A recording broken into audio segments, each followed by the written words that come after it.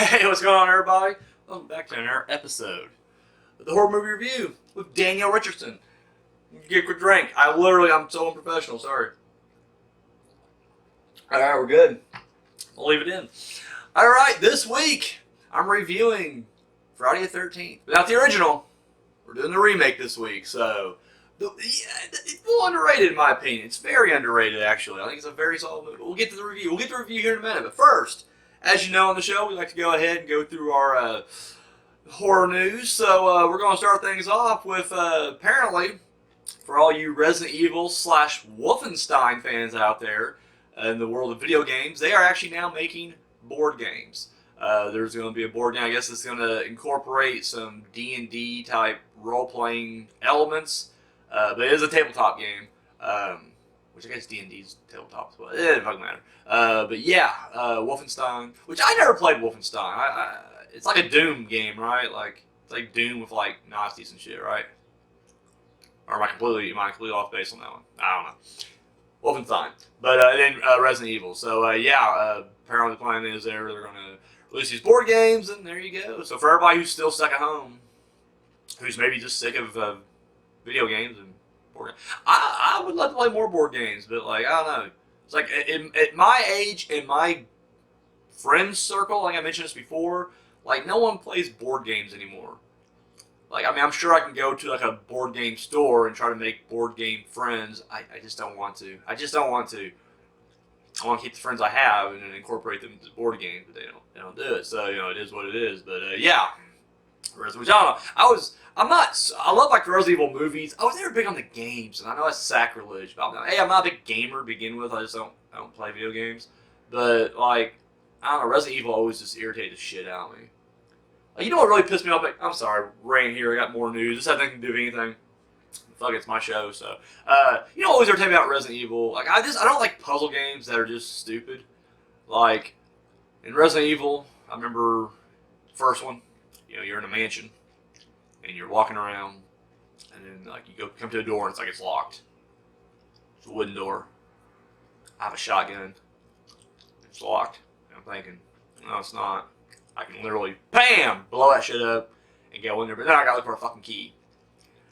It's like I get it. It's a puzzle thing. And then I'm like, okay. It's like the keys are never anywhere like kind of. I mean, it would be you'd find them in drawers or hidden in bookcases, but sometimes you just find like in the floor at the end of a hallway. Like, so I'm just like, in the key to that room, I'm going to lock it, I'm going to go over to the other side of the house, and throw the key over there. And just, in case someday someone's trying to get through this house when there's a horrible pandemic going on outside, and there's zombies everywhere, I'm going to make them work for it. Fuck leaving doors open in this place. I don't know. And then, like, the other thing would just be, like, how everything had to be a fucking puzzle.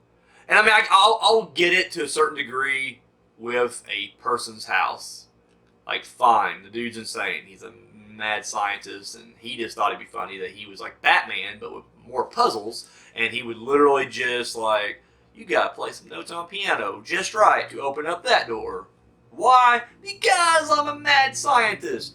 But then you play part 2, and you're in a fucking police station, and it's the same fucking thing. There's, like, paintings. Sorry, it's a fucking gnat just irritating the shit out of me. And there's, like, paintings or some shit, and you gotta, like, find clues in the paintings and like enter it on here. Or my favorite, there's like a statue that's got 2 eye sockets missing. And you gotta find a ruby and a sapphire, put it into the eye sockets. And they're not just in a drawer next to it, no. One ruby's on one end of the fucking police station, the other one's on the other side. You gotta try to find them both. It's like, who does that? Who fucking does? What architect is making a police station? And we're just like, well, I have this secret door right here. Not just a secret door. Not just a latch that you put. No, fuck that. We'll have it inside the statue. That's how you open it. But you gotta have 2 different, but not just any eyeballs. One needs to be made out of ruby. The other one's it's just fucking stupid. And I get it. It's like you got smart to play. I guess not. I guess you gamers are just way more intelligent, and more advanced than me. I can't do it. Sorry. Resident Evil sucks.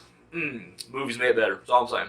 Anyways, so moving on to TV news now, we got Goosebumps is apparently getting another shot at a TV series. Apparently, the producer behind the 2 movies that just came out with Jack Black within the past 3 or 4 years, he's going to be, I guess, show running this thing, and they're going. And I didn't mention what network or what thing, but I'm guessing Fox. The last one's Fox, and if I'm not mistaken, I don't have the DVDs on me, but I think these last 2 are Fox too. So I mean, makes sense it's going to be Fox or a Fox affiliate, but who knows? I mean, now Disney owns everything. It's like could be Disney Plus for all I know. But yeah, he said he wants to make a new show, a little edgier than the last one, and make it appeal to not only kids but adults as well, but still keep it family, family horror. Which, yeah, that's good to me. I like the Goosebumps movies that came out. I really did. And I'm still a fan of the old show. I will say, though, like as a kid, I was really a big fan of the show.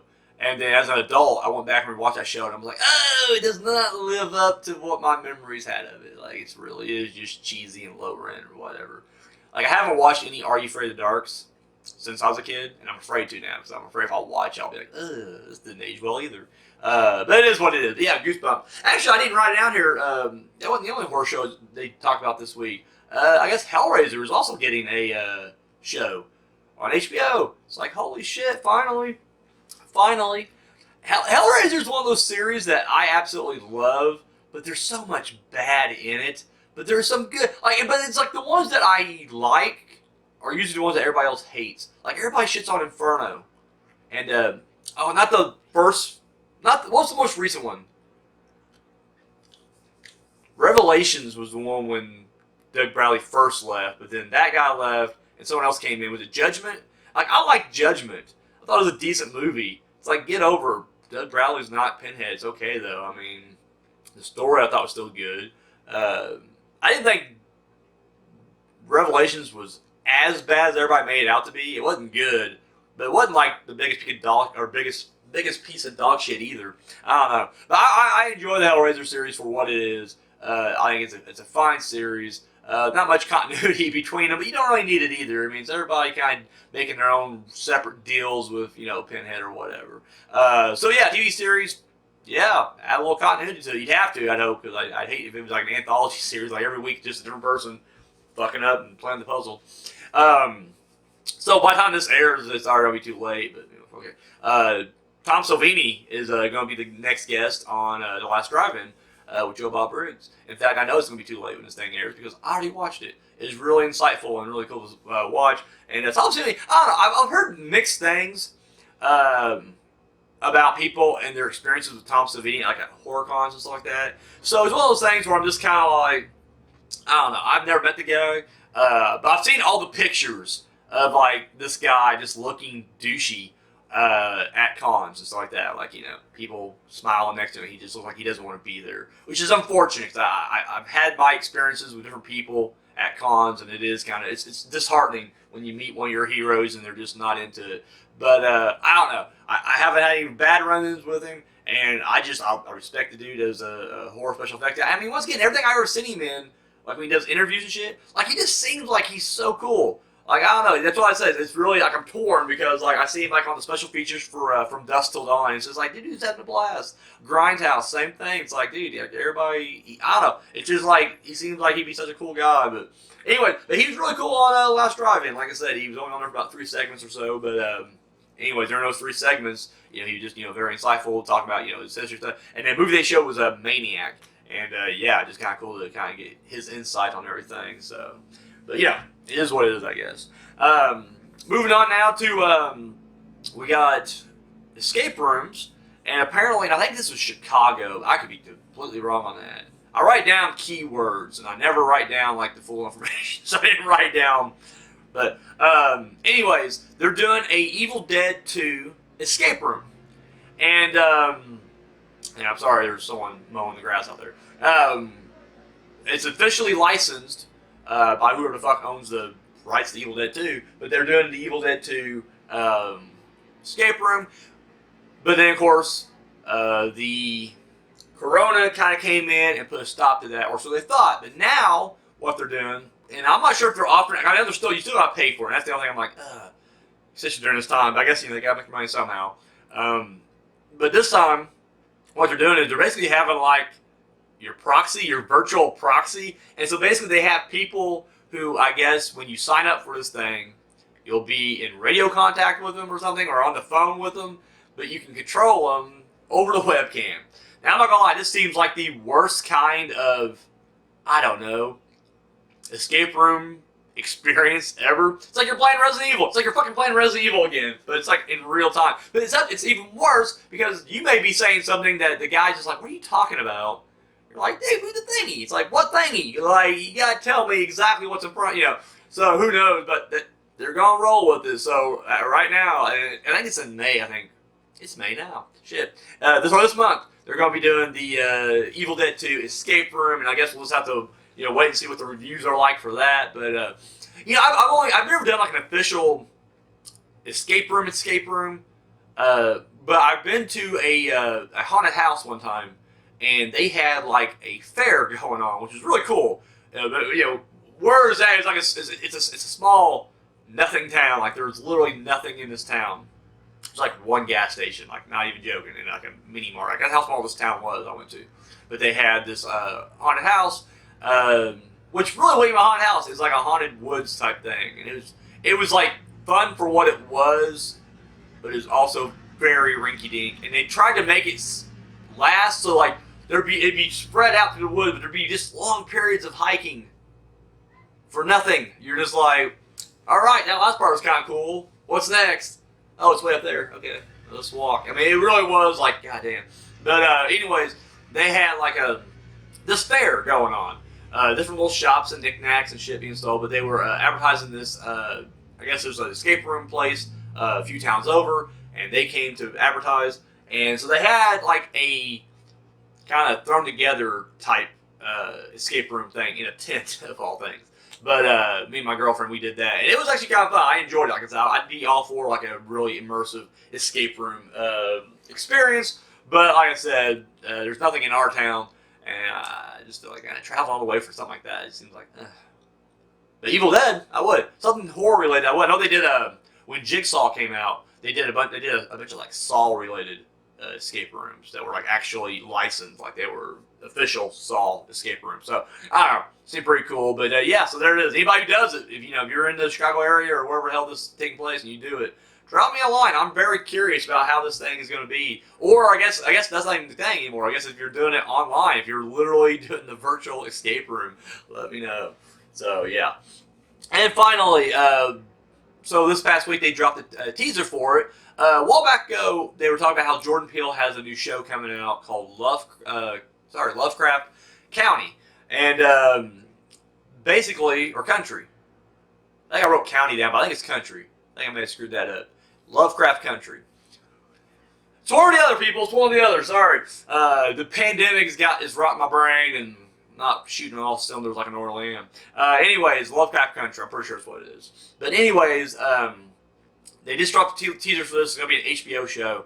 And it's not just him. It's also J.J. Abrams. And they're just show running it. To my knowledge, I'm not sure if he's writing it or if he's just a producer only. But he's definitely not directing. But they did give a list of directors. I'll be honest with you, I recognize a couple names. They're like TV guys. But like they're the ones that like directed like episodes like Dexter and Breaking Bad. Like they're like the golden age of television. These are the ones you want on your side. So I mean, it seems pretty cool. The team they assembled for this. But it takes place in the 50s, and basically it's a group of African Americans who are taking a road trip through the South. And of course, we all know what the South was like in the 50s. The Jim Crow era, 50s. And so right there, which that is probably a lot of Jordan Peele's, type of things. He's all the social commentary that he's brought in with movies like Us and Get Out. And so I feel like we're going to be getting a lot of that as well in this. But then you got J.J. Abrams, and of course we got, I guess, some Lovecraft-type monsters. But it's funny because I think it's called, actually it may be county, because I think they literally even say, like, the place they're going through is Lovecraft County. I don't know, it's country or county, goddamn. Someone correct me, please, I'm struggling here. Which one it is, I can literally look it up here in a second, but, still, for the sake of this TV show and this bubble, you gotta help me out here. Anyways, but they even say, like, yeah, we gotta go through Lovecraft Country, and it's just like, so there's an actual area out there, it's called Lovecraft Country in this show. Whatever. But it showed, you're seeing both sides. You're seeing human monsters, which is the racist cops and everything that's, kind of patrolling the area. But then you also got the inhuman, monsters, the giant It looked like the Licker from Resident Evil, actually, just a giant creature dog, the Demogorgon dog or whatever, Dimmy dog from Stranger Things. Just a big fucking slimy dog that's attacking people. But it looks really good. Like I said, I'm in. I've noticed now that Jordan Peele's producing a lot more than he is actually directing. But it seems like he's putting his name on good stuff. Or at least the trailers look good. Unfortunately, got pushed back, but the Antebellum was a good example of that, where it's like, I don't think he even wrote or directed it, but his name is definitely on it as Jordan Peele Presents, but it looked really good, so it's like, I don't know, dude seems to have really good taste, and of course with Candyman, same thing, it's like, I'm not sure what his role is, beyond producer on that. I'm not sure if he wrote it as well or not, but it seems like it looked really good, so, I don't know. He's like Quentin Tarantino, 9 times out of 10 you see Tarantino's name attached to something, I'm usually all in on it. So, all right, that's it. So now we're going to move on now. We're getting to the finals.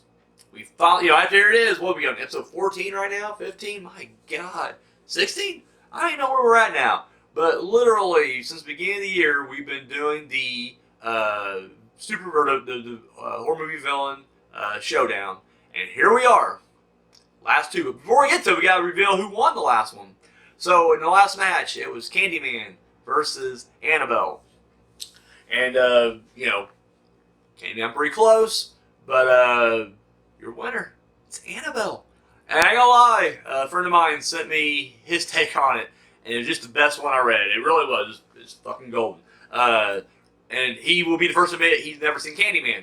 So it's kind of like, oh, really? But he gave us a really good storyline here. I guess in his mind, Candyman will show up, like when you summon him, and all he does is offer you candy. Like, he just wants to keep giving you candy.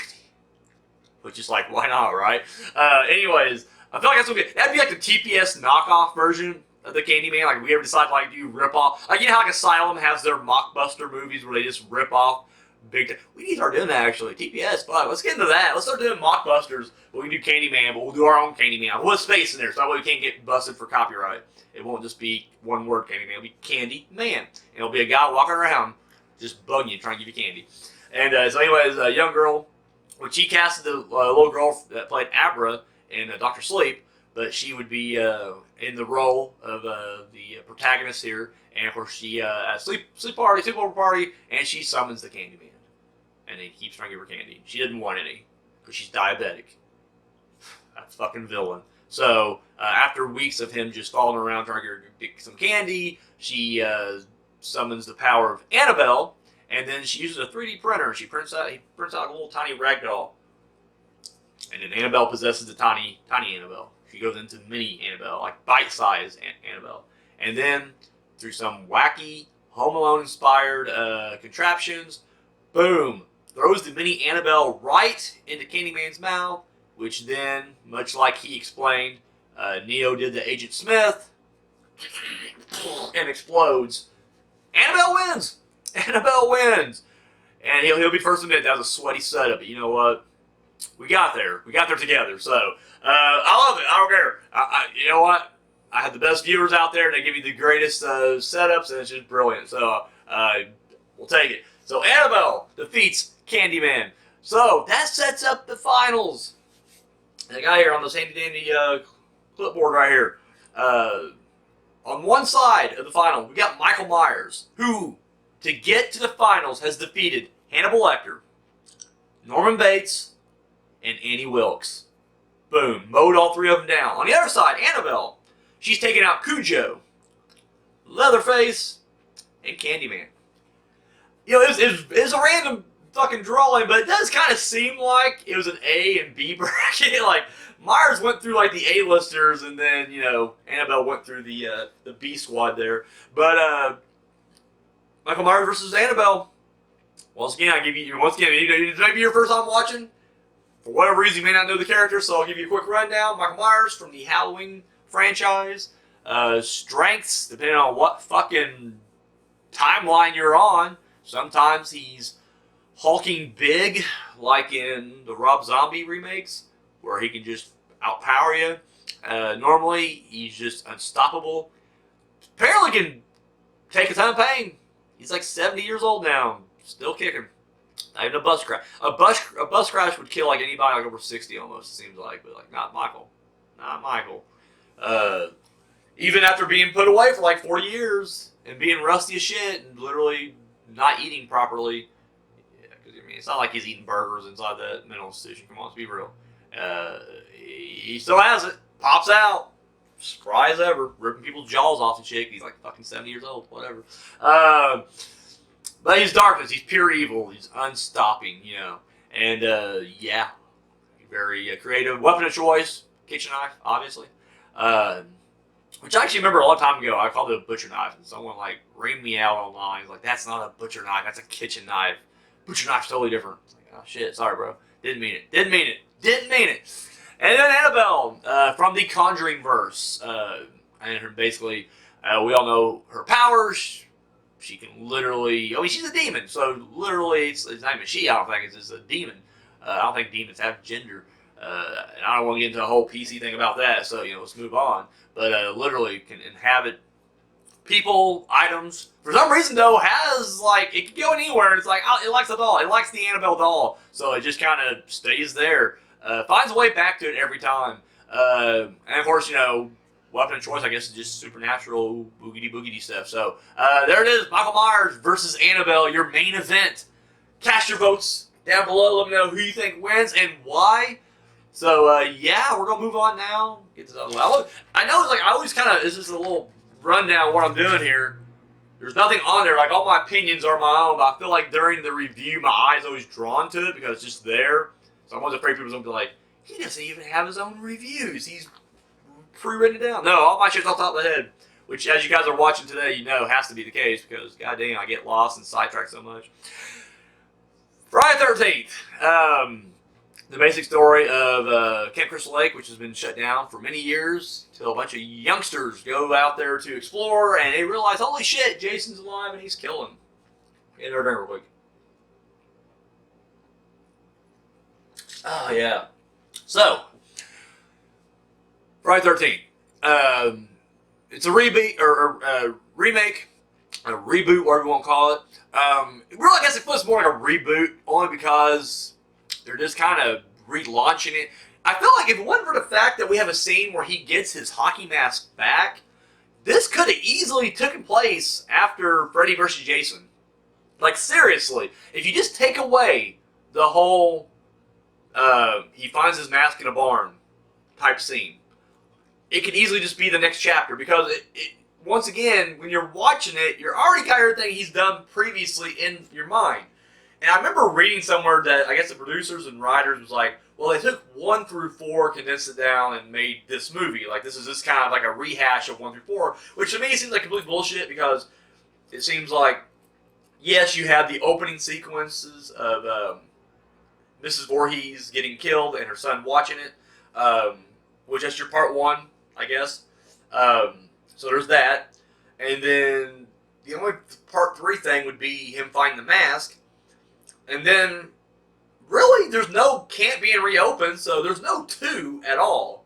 Except for, I guess, the fact he has like a potato sack mask type thing. It's not even a potato sack on this one. This is this guy. It's almost like the crazy nurses from Silent Hill, almost. That's what it reminded me of, anyways. Just kind of a weird fucking, I don't know. It's a weird thing.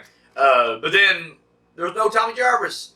I mean, I guess the only thing from 4 is just teens are in the vicinity and Jason kills them. So, I don't know. To me, it just seems like it is its own separate movie altogether. And it's only a reboot in the sense that we're relaunching Jason. In fact, I'll even go as far in my own head as saying this is technically, and I don't know what number that would be. Jason X was 10. Freddy vs. Jason would be 11. So this is part 12. This is part 12 in my head. Because Jason X takes place in the future, so it doesn't mean it's, it's still canon. It just hasn't happened yet. So he's already come back from hell. He rised out of Crystal Lake, and he's holding the thing. That was 2003. Or as I mentioned on TPS TV last week, whatever the weird fucking timeline is now, who gives a shit? I don't know what it is. But, so 6 years has passed since the events of Freddy vs. Jason. Maybe he lost his hockey mask. That's possible.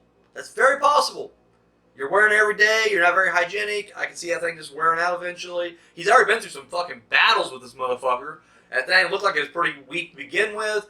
and maybe it just disintegrated off of him. Maybe he misplaced it. Maybe he got rid of it and took the paper mask thing or this little sack mask.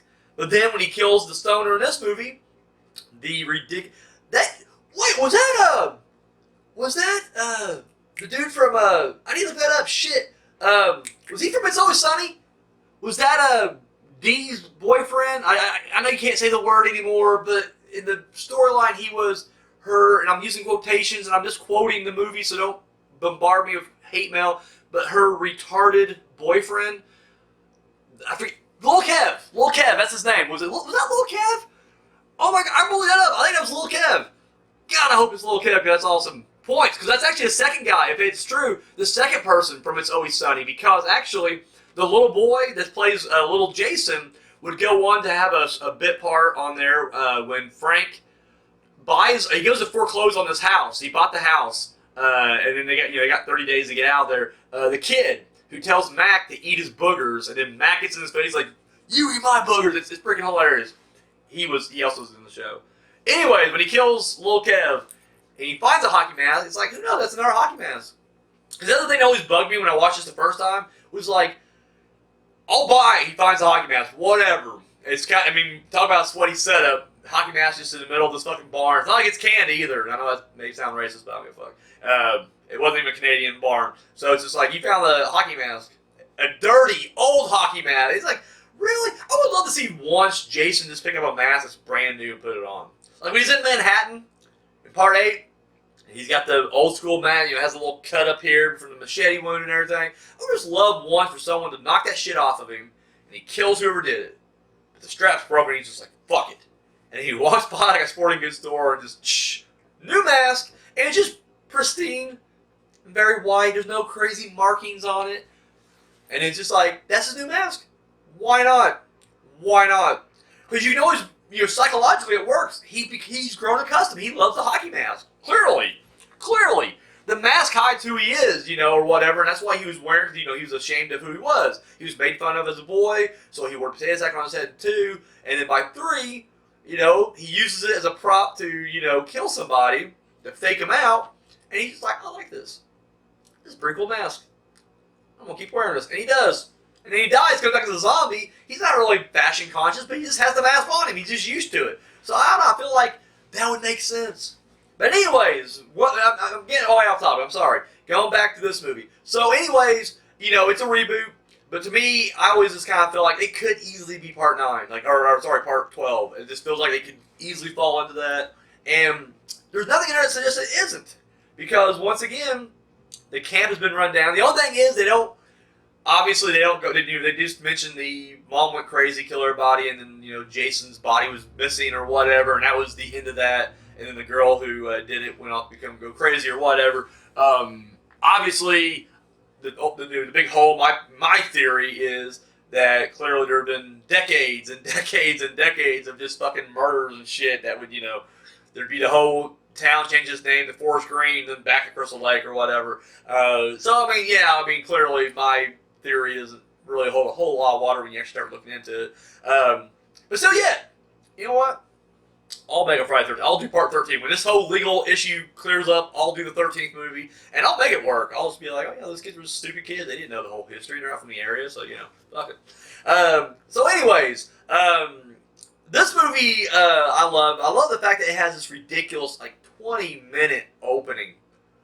And it's great. Like, that whole first opening 20 minutes is, because you're going to do a bunch of kids, and maybe I don't know why I thought this, but I'm like, this is going to be the kids. Like, these are the kids who are going to be following the whole movie. And it's not. They get picked off in pretty quick order, but it's its own movie. It's its own setup. It's brilliant. And we established early on that, this Jason, he's back to running. That seemed to be everybody's, either they loved it or they hated it, but that seemed to be the main thing that everybody was talking about during the trailer. I remember back in 2009, everybody's like, oh, you see that? Or Jason runs now. Jason runs now. And it's just like, that was the only thing they gravitated toward in this one, was he had his look back, he had a different look and everything, but then they're just like, oh, he runs. And it's just like, he's more than just a running or non-running character, but not to everybody, I guess. And everybody forgets 2, I guess. He kind of jogged in 3, I think, didn't he? I don't know. 3 is one of my least favorite ones. I don't watch 3 as much. I don't remember. But yeah, I know he definitely runs in 2. Anyways, sorry, getting off topic. So anyways, the kids show up, and I mean this one checks all the boxes for me. In fact, I mean has tons of kills, really good body count, creative kills. Like I love the murders in this one. The sleeping bag above the fire. In fact, I went to a haunted house, Fear Fair, over in Seymour, Indiana, and they had a Friday the 13th section that you go through. And anyways, one of the kills they had set up, and I mean they had, I don't know, it was like some kind of animatronic whatever, but it was not a sleeping bag. And where there wasn't a real fire, it was like the little papery fire thing, but it had like a lot of orange light. But anyways, you heard the noise of the fire, and then you heard the girl screaming. I was like, oh shit, like they incorporated that one. Like that's awesome. So yeah, really good kills on this one. I love, the opening characters are all great. Yeah, they're all paper thin. Like I mean, there's not a single character that's really that fleshed out in this entire movie at all. But that opening batch of kids were fun. Like you're just like, I can follow these kids around. Especially, I don't forget their name already because they're forgettable. But the two guys, like the buds, the guys who they're like hunting weed or whatever down, those two guys, and like one dude's like literally going through the woods, air drumming Sister Christian by Night Ranger. It's a great fucking scene. Lots of breasts. You get lots of tits in this movie, which is always a plus for Friday the 13th. In fact, that's a story I want to share. A personal story there was so when this movie came out in theaters, me and my cousin, she's a big time horror fan, and at this point, she's older. She has kids herself, and so anyways, we go. It's me, her, maybe my aunt with us too, her husband. And then her oldest boy went. I don't think the daughter could go. I think the daughter wanted to go. In fact, of the three kids, she's the only one that really kind of gets into horror. I failed with the oldest one. I tried. At an early age, I tried to get this kid to watch horror movies with me. And I love you, Jaden. He's a bit of a pussy. He's a bit of a pussy when it comes to horror movies. Maybe he's not now, but at the time he was. And it blew my mind because I remember when I was a kid, like I'd be 5 years old, watching shit that scared the shit out of me, but still, like, I gotta watch more. And, like, he just didn't have any of it. Like, he was soft. But for whatever reason, he wanted to go with us to watch Friday the 13th. Like, I don't remember the scenario now, but he was just like, I want to go. And so, we get there, we sit down, and, we're all sitting there. And, dude, this kid is, I'm not exaggerating in the slightest. Now, give him credit. He's probably 10? 9 or 10 to 8. He's young. He's a young kid. But whole movie, doing this. He's sitting right there next to me, doing this the whole time. And I'm just like, what the fuck? Yeah. And, it's not even a scary movie. Like, it's got old jump scares, but they're not even good jump scares, It's a fun movie. I love the movie, but it's just like, it's not, it's not scary. But then whole movie, he's doing this. So, watching the movie, and like even during like normal part, like, as a horror fan, when the downbeat parts are. When it's not, there's no tension being built, just kids partying or whatever. No matter what, the kids are just doing this. But then, girl will be on the screen, she'd take her top off, and I just kind of nudge him and be like, boobies. And then he'd do this. And he'd watch. And then the titties went away, and then back down. And every time throughout this movie, there's a good, my God, handful of titties in this movie. Like, they put the titties in there. Like, good for them. Everyone's Friday 13th movie that has no titties, you're like, what the fuck are you guys doing? Like, you guys know the rule at this point. You gotta put titties in your movie, but, they don't always listen. This movie made good on us, and I appreciate that. But every time titties popped up, I just, boobies, and he'd be like, up. So, that's my memory. That's my main memory. That, and then there's a guy behind me, some idiot, but, like, he was clearly, like, the fan, like, this is I'm nudging and being subtle. This dude, like, out loud, he'd be like, hell yeah, fucking titties, He, like, no joke, he's that guy. But then, like, it'd be any scene that had breast, he'd get excited for. But then, like, the drug scenes, like, anytime they show, like, a bushel of weed, he'd be like, oh, hell, I ain't that, I got more in my hat. You're just like, dude, this guy for real? Like, goddamn. Like, you're talking in a movie for one, but it's like, you're talking about the dumbest shit. And, like, when the stoner guy comes out, and he's just like, he says something like, I got some shit in the back, fuck you up. He's just like, shit. I got better stuff. This is the most ridiculous dude behind me. I was just like, oh my God. So that's like my two memories from watching this movie live and the theaters. But anyways, like I said, it hits all the marks off. Once again, after 20-minute mark, we cut to like 6 months later, and now we got a new batch of kids that are coming to go camping at the rich kids' cabin. The kid's the biggest Chad you'll ever meet. If you guys know, you play the video game, you know what I'm talking about. Like, Trent is Chad. just arrogant white guy, rich douche. And he's a douche in spades. Like, it's just ridiculous. Like, it's insane how Chad this guy is. It's great. It really is. Honestly, probably, in all honesty, if I had to like rank my favorite like teen kid characters from the Friday 13th, he'd be my top 10. Because the dude's just funny. Like, I love this dude. He's just a smart ass little prick, and you just can't wait for this dude to get killed. Anyways, you got him. You got but another slugger. That one guy, the Asian guy. I've seen him in something else. I don't remember what it was. Because I know he was in the Nightmare on Elm Street remake. He had a small cameo. He was one of the guys that was being sleep deprived. Like, one of the best scenes of the movie. That movie sucked, but like the 2 or 3 things I took from that movie, he was one of those scenes. I really like that. Not just necessarily because of him, it's just because of the storyline. I like the idea of people going viral, trying to warn people about this dream creature or whatever. But anyways, but he's in this one. He's really great in that as well. We get the guy from, I never watched it. I know another blasphemous comment, but I've never seen Supernatural. But the dude from Supernatural, he's the main guy here. Because he's looking for his sister. His sister's the one that went missing in that opening scene. And it turns out that she actually is missing, not murdered. Even though we see Jason run at her with a machete and swing it down with full force. So why he stops and swipes to the left, I guess, to not hit her, I don't know. It never explains what happened at that scene. But anyways, she's kidnapped and she's hidden. And so now this guy's kind of looking for her. And we even get kind of talks that like people kind of know Jason's out there. And that's another thing that to me recalls an entire fucking franchise worth of shit. Like, clearly this dude, they know about Jason in the woods, and guess what? They stay out of his woods, they stay away from him. Which I think is kind of like complete bullshit, because clearly Jason's stealing gas and he kills the drug guy in the barn, so it's like, clearly he's not content with just the woods anymore. So I don't know, that one lady who tells Jason, Piccadilly, that's his name? I don't know how to pronounce his last name. I've only seen it written down, never seen it pronounced. I'm going to call him Piccadilly.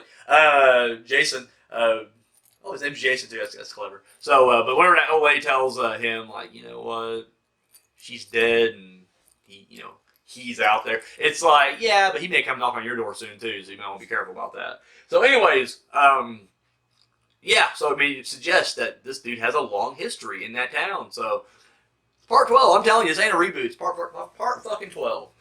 So anyways, I guess really the only thing to really kind of talk about, I guess, beyond this now would just be Jason himself, played by Derek Mears. Now this one, I'm gonna open the conversation with this, so then you can just be like, you're just being biased, which isn't true. But I met Derek Mears.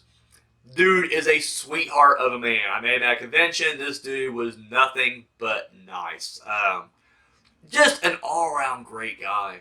And I don't know. I've never seen this guy. In fact, he was the first horror celebrity I've ever seen, because we go to the convention and we get there ridiculously early. It's a Friday afternoon, and we're going there for a whole weekend. So Days of the Dead in Indianapolis, and so we're waiting in line, and we're just excited to get in. We're waiting. We're talking to everybody. We're like, I can't wait. And anyways, he was one of the guys I was wanting to get an autograph and picture with. Anyways, as we're sitting there, my uncle is like, "Whoa, isn't that Derek Mears?" And we look up, and they're above everybody else, like literally because he's so fucking tall. Walking through this sea of humanity is Derek Mears, and he's got the biggest smile. And I mean, I shit you not. You guys remember the Chappelle Show episode where he's talking about where Charlie Murphy talked about how the first time he met Rick James, and he could see his aura, and it's very comical. I saw Derek Mears' aura that day. Like, seriously, like in this sea of humanity, he is a bright light walking for. And like I said, the dude's just so smiley and happy. And so, anyways, he walks by. And walks by us, I wave, he nods and smiles and continues on, and it's just like, holy shit. And then I got to meet him, and he was on a panel too, and he was on a panel with Tony Todd and not Kane Hodder. It's supposed to be Kane Hodder. He got snowed in or something like that. I can't remember. He didn't come in for whatever reason, but Tyler Mane from Halloween, or other stuff, but we know him as Michael Myers. But anyways, and the three, they were all great, but like he was just a standout. Like, I don't know, dude, the dude was just having a blast. And then like I follow the guy on Twitter. The dude's just always a great guy. And I met him. He was super nice to me. chat him up, you know. I mean, I was fanboying. I know I was. I'm fanboying right now, just explaining how much I love this guy. And anyway, but every time I see him do interviews for Friday 13th, man, like he's into it. And I just love that he brought a whole different look or a personality to him, you know. And I really dug that. And once again, as I'm seeing, rewatching now, even years later. Because I won't lie, eventually I do like Friday 13th. I don't watch this one as much as I do maybe the other ones. But I do really like this one. I think this is a really good one. You just see, like, he is a different type of Jason. And the fact that he's so big, and not necessarily, he didn't have the stoutness of, like, a Kane Hodder, but he does have the presence. Like, he's really tall. And still, probably, when you get all these, like, skinny teenagers around him, like, he looks pretty fucking devastating. Especially when he kills Trent, throws him up on the fucking tow truck. And, like, he throws him up there, and he's still, like, he's on the tow truck, and he's still, like, looking down at him, even though the dude's off the ground on the tow truck. It's great. Fucking great. Anyways, I don't know, his movements, the way he runs, like, I don't know, he brought personality to him. And I'm not saying this to take away from anybody else's Jasons, but, like, I look at Jason, because it's supposed to be human Jason, because once again, I mean, it's supposed to be a reboot, so clearly he's supposed to be alive, he ain't zombie Jason yet. Like 3, I don't know, that dude looks so robotic. Like when he moves around, he just looks lumbering, and I don't know, I didn't like the 3 Jason. I just was never a fan, personally. It's just me. I think Derek Mears did a way better job. So the look of Jason I really like. The fact that he definitely has more of an outdoorsy woodsman kind of thing. And once again, you can go either way, because clearly how this boy survived all this time by himself. Would he not, But no, it's like clearly he had to hunt for his food. He's a great hunter, so he knows how to set traps. Even though it's a little Texas Chainsaw Massacre, which I'll get into that in a second. The scene where one guy is running towards his girlfriend in the sleeping bag on fire, and he gets hit, boom, right there on a bear trap, and it takes him down, and it's just like, holy fucking shit, like, goddamn. He knows how to set traps. I love how at Camp Crystal Lake itself, he's got these underground tunnels, and he's got them rigged with little noise activators. People trip the wire, and they rattle some bottles, and he's like, holy shit, someone's walking around up there. And maybe not just somebody, it could be an animal, because he's going to fucking hunt and eat it. So I like that aspect of it. So we got a hunter-gatherer type Jason. We know a survivalist Jason at this point. He uses intelligence too. That's the other thing. I feel like the old Jason didn't have a whole lot of intelligence. Didn't need it, I guess, but he didn't have any. This one has a little bit more intelligence. I love the fact that he throws the axe in the back of I forget the guy's name, the African American guy who's running. Boom, in the back, goes down. And he doesn't go for a quick kill. He waits to hear, and once again they're like, we're gonna go out and save him. And of course the supernatural dude's like, no, like we can't go out there. He's waiting on us. And it's just great because I know, I think it's World War II, the Germans would do that with American soldiers, or any soldiers, I guess. They'd shoot them. It wouldn't kill them, but they'd be bleeding out, and of course they're screaming for help. And then anybody who got there and tried to get them to bring them back, boom, they get shot. And once again, it took a while for people to realize, like, holy shit, we can't go out there because literally we're going to get, gunned down, we're going to get sniped out. And he's using that technique, and I thought that was brilliant. So that's what I'm saying. He had a totally different personality and dimension to Jason, which really I feel like you need. I mean, I know the purists are going to be like, no, I like my Jason getting struck by lightning and coming back ridiculously. And, whatever, with no actual consequences. And doing stupid shit. But, that's fine. Have your own opinion. But I really feel like this is a really, one of the best takes on Jason as a character. Maybe not movie, I'm just saying as a character, I thought this was the best take. And once again, I just think that Derek Mears did a really good job. Showing that, showcasing that. The look of the movie, though, and I don't think this was not Platinum Dunes. I don't think it was Platinum Dunes. I think it was this New Line and whatever. Did Michael Bay produce this? It feels like a Michael Bay production. God, I need to look that up. Shit, I don't have the DVD on me. Anyways, it did kind of remind me a lot of the Texas Chainsaw Massacre, just the look of it. Like even though this is like literally, this is also 6 years removed from that, if I'm not mistaken. We're kind of at the end of that kind of grindhouse. Like when Texas Chainsaw Massacre came out, I noticed that a lot of movies were following suit. Your Hostels, Devil's Rejects, that kind of had this new era grindhouse grit to it. Saul, to a certain degree, had. Yeah, no, Saul definitely had it too. Saul definitely had it as well. But you literally had this gritty, dirty, down and dirty look. The Hills Have Eyes had it. Remake. Like I said, Texas Chainsaw Massacre. And I won't say a couple other movies, but this movie certainly looked like it was cashing in on that look and vibe. I'm not saying it's a bad thing. I'm just saying that's to me that's what the look really reminded me of. Since you get into subterranean areas, like it had a very, even though it came out a year later, it had a very My Bloody Valentine like coal miner vibe going for it. At least that's what I thought. So anyways, but no, I liked the look of the film. I thought it had a really cool look. I will say this about this movie. It's by the numbers. There's not a whole lot of plot. It really is pretty basic. But boy, it moves. Like, it does go at least up until the final act pretty quickly. When you get down to like the last three, which I think is funny because, the first girl is from the first group, the second girl is from the second group, and then Supernatural is just kind of on the outside. He's got connections to both because the only girl who's nice to him from the second group is, her name Danielle Panabaker? Is that it? I like her. She did something else too. I don't remember what it was, but I liked her in that other movie. I think she's also one of like the Yaya Sisterhood Traveling Pants movie or something like that. She's in something like that too. Wasn't a fan. But anyways, she's nice. So he befriends her. But then of course he's connected to his sister. It's his sister. But it's like as soon as they find the sister, it's clear who the third wheel is, and like almost instantly she gets killed for her troubles. You're like, oh shit. Like I guess it's a horror movie and you gotta expect that. But I guess I expect maybe the sister to die and maybe the brother and the new girl to survive. I don't know. I felt bad about that new girl. I'm like, wow, you're on your way. You fought your boyfriend. You took his side, and here's what you get for it. You get machete through the fucking chest. Rough, but hey, thanks for playing, right? But anyways, it seemed like at that point though, for me, the movie became very forgettable.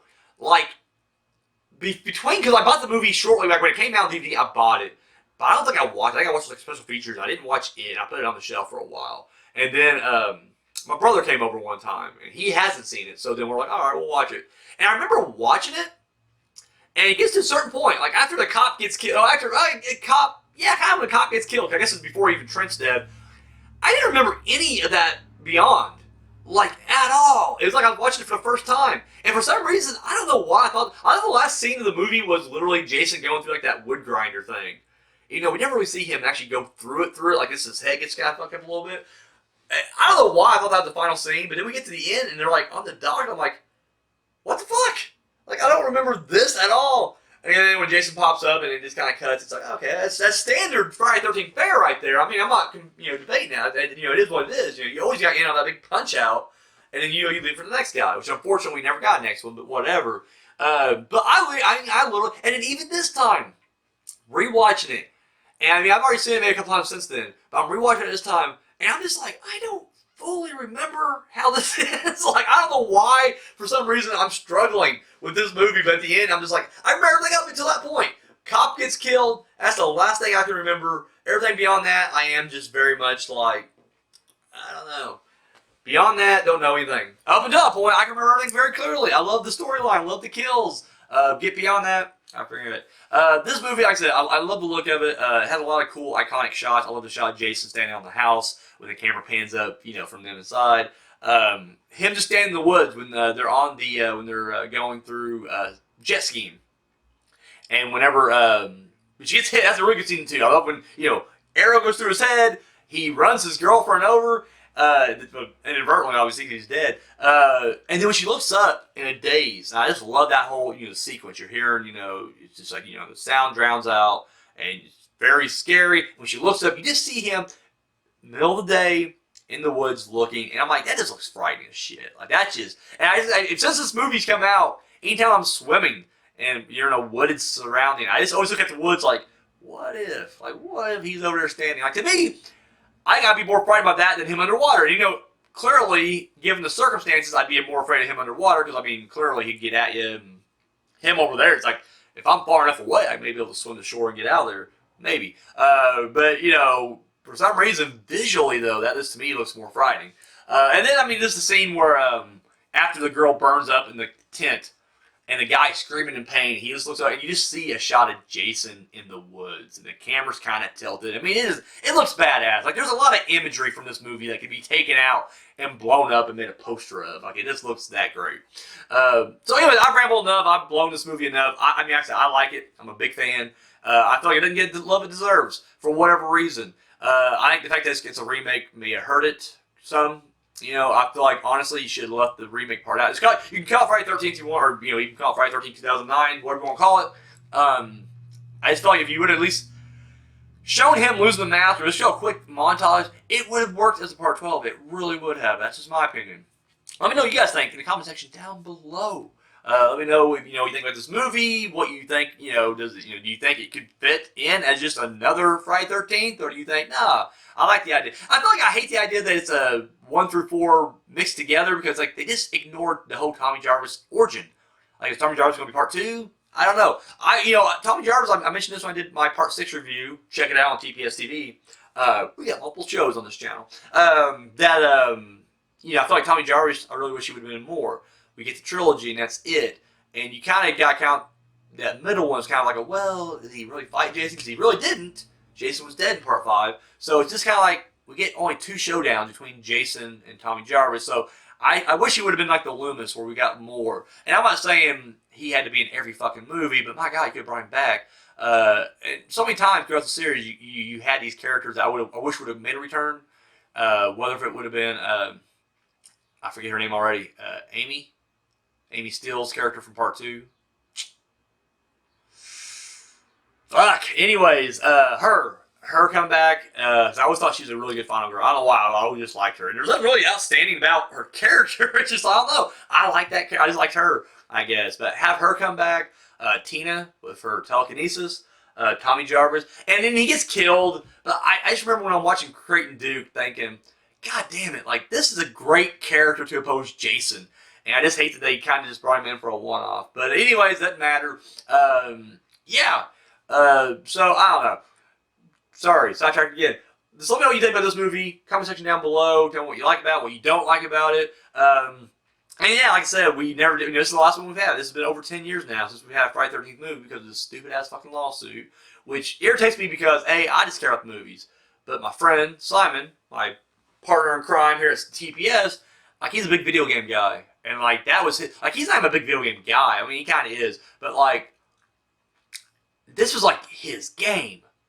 Like, everybody kind of shifted to the other game, the Dead by Daylight or some bullshit like that, where, like, you gotta, like, fire up generators or some shit. I don't know. I didn't play it as much. But, like, everybody kind of shifted there. And even he was just like, it's not the same. Like, I like the Jason. Like, I like Friday 13th. I like that game. And unfortunately, we just didn't fully get it. So... it is what it is, but it's just like, God, can this thing fucking quickly settle? Like, I'm still in the fuck Victor Miller camp. Like, from every interview I've seen with the guy, he didn't seem like he even cared, he didn't claim it, and he just seems like once money starts rolling in, he's like, well, that's not money. Well, fuck off. Cut the guy a quick check, get him the fuck out of the way. Let's get back to making some Friday 13th. So, anyway, that's all I got, guys. Thank you for watching. I'll catch you next week. Oh, shit. Didn't know which one, sorry. Hi. Thank you for watching that video. Be sure to give us a thumbs up, share it, subscribe to our channel. All that good stuff you do right here on YouTube, go ahead and do it. Check out our other videos. Go to our playlist. We got episodes of TPS TV, Journey Through the Dark Side. We got a new show coming out, the horror movie review with Daniel Richardson. This guy. And of course, our short film, Entropy. You can find all that and more right here on YouTube. And then check out, yeah, look at that. All of our social media right there. And we don't just, copy and paste like the same post and put it on all. No, that's ridiculous. 3 different platforms, 3 different posts. I mean, the behind the scenes stuff you see on Twitter will not be the same stuff you see on Instagram. So there you go right there. So be sure to give us a follow and a like on all that right there. Keep up to date. Have you seen Unspeakable Acts yet? No? Come on. Pick you up the DVD right now. Links over there. Oh, yeah. It's only $7. $3 shipping and handling. And of course, if you've already seen it and you haven't seen the public domain dungeon yet, boom, $5 DVD right there. So 5 S&P as well. Or sorry, 3 S&P as well. So there you go. do that. And if you got the spare change, you want to hit us up, donate a little bit over here at TPS Productions. Our Patreon is right there. Oh, yeah. So, that's all we... Oh, my God, sorry. I'm getting fired, ain't I? Yeah, that's all we got. Thank you for watching.